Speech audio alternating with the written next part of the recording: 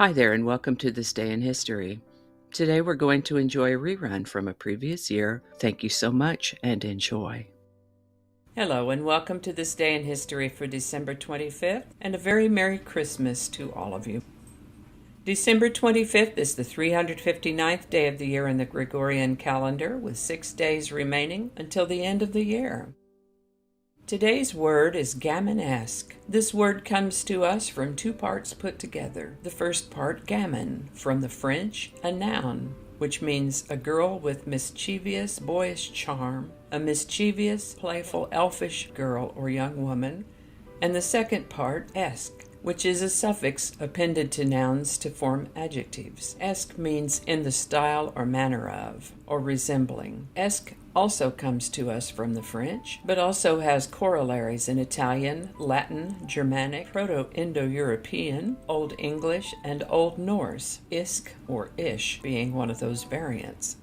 So, gammon plus esque forms an adjective which means playfully impudent, mischievously charming without sophistication. The earliest documented use of gammon-esque is 1886. And with that, we're going to start on this day in 1492, when the ship Santa Maria, commanded by Christopher Columbus, ran onto a reef off Haiti due to the inexperience of the helmsman. Not the end of the world, though. They partially dismantled the ship to obtain timbers for Fort Navidad, or Christmas Fort. That fort was the first Spanish settlement in the New World, which Columbus had claimed for Spain. He thus regarded the wreck as providential. Halley's Comet is a comet that returns about every 76 years. The comet's periodicity was first determined in 1705 by English astronomer Edmund Halley, after whom it is now named. On December 25th, 1758, the comet was sighted by Johann Georg Palach, confirming Edmund Halley's prediction of its passage. This was the first passage of a comet predicted ahead of time. 1776. During the American Revolution, Patriot General George Washington crossed the Delaware River with 5,400 troops, hoping to surprise a Hessian force who were celebrating Christmas at their winter quarters in Trenton, New Jersey. The unconventional attack came after several months of substantial defeats for Washington's army that had resulted in the loss of New York City and other strategic points in the region. American nurse and humanitarian Clara Barton, particularly notable for having founded the American Red Cross, was born on December 25, 1821. She lived to the age of 90. Polish-American businesswoman and philanthropist Helena Rubinstein was born on Christmas Day in 1870. If that name seems familiar to you, Ms. Rubinstein was the founder and eponym of Helena Rubinstein Incorporated Cosmetics Company, which made her one of the world's richest women. She lived to the age of 92. 1878, Swiss-American race car driver and businessman Louis Chevrolet was born on this date in 1878. Of course you recognize that name, Chevrolet. He co-founded the Chevrolet Motor Car Company in 1911. He died in 1941 at the age of 62. And speaking of cars, on December 25, 1880, an individual named Lane Hall was born. Some records indicate he may have been born in 1884. No matter whether it was 1880 or 1884, when he died in November of 1990, he was the oldest licensed driver in the United States. Lane was born in Mississippi and moved to New York near Buffalo in 1916. His nephew taught him how to drive, and he got his first license that fall. In nearly 75 years on the road, he never got so much as a speeding ticket or even a citation of any kind. Lane Hall drove his 1962 Cadillac Sedan DeVille to the grocery store, to the doctor's office, to visit friends, and even on dates, until he died on November 20th, 1990, at the age of either 106 or 110, depending on which record of his birth is accurate. This accomplishment got him a spot in the Guinness Book of World Records, edging out Mrs. Maud Toll of Inglewood, California, who remained behind the wheel until she was 104. American entrepreneur Conrad Hilton was born on December 25, 1887. He had an entrepreneurial bent from an early age. He came to Texas in his early 30s to buy a bank during an oil boom in 1919. That deal didn't work out, so he bought a hotel instead. That did work out well for him, and he went on to buy hotels in other parts of Texas. Before long, he was buying and building hotels elsewhere in the United States. The Great Depression was hard on him and his hotels, but he survived and went on to build his hotel empire further.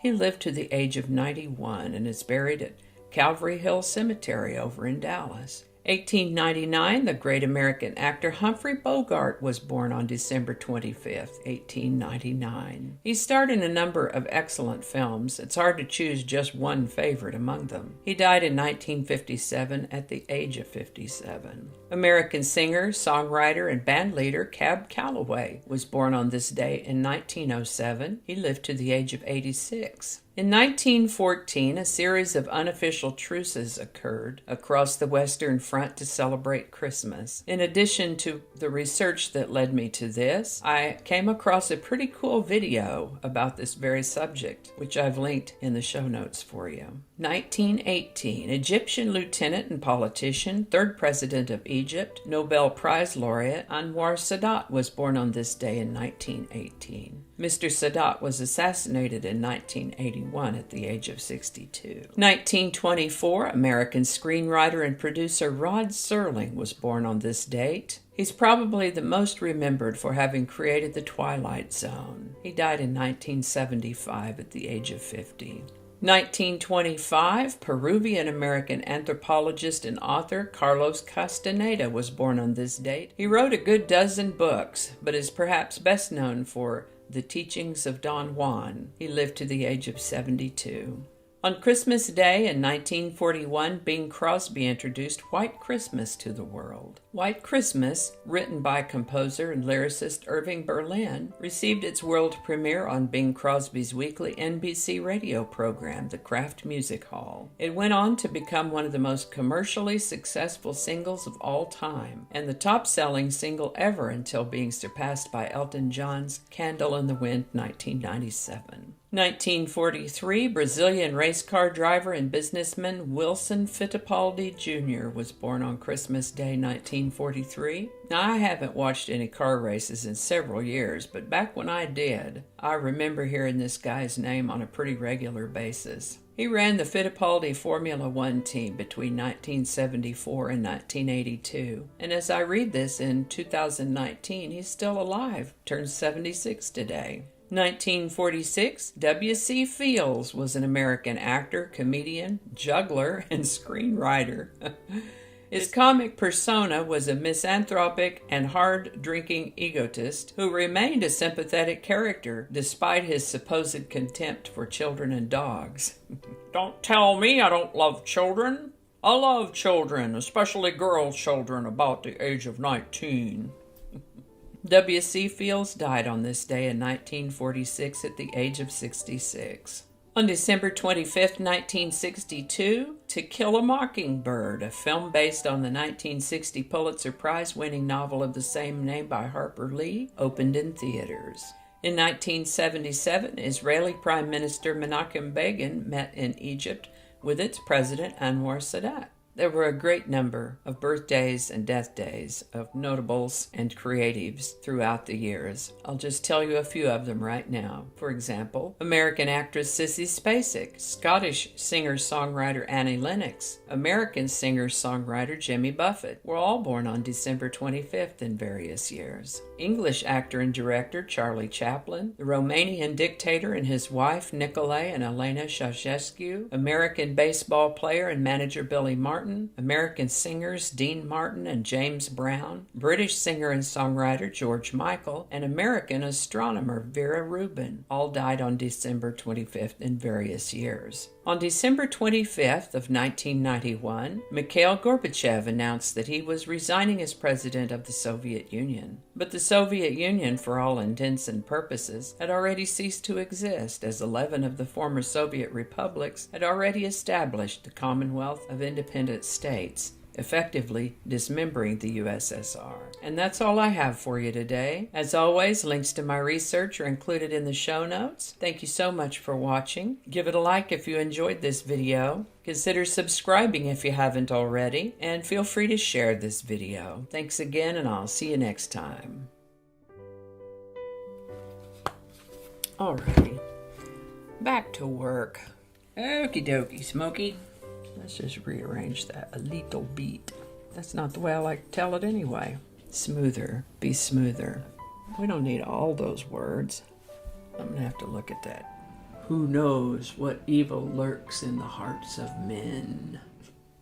She's not a man. See, this is what happens when we're not scripted.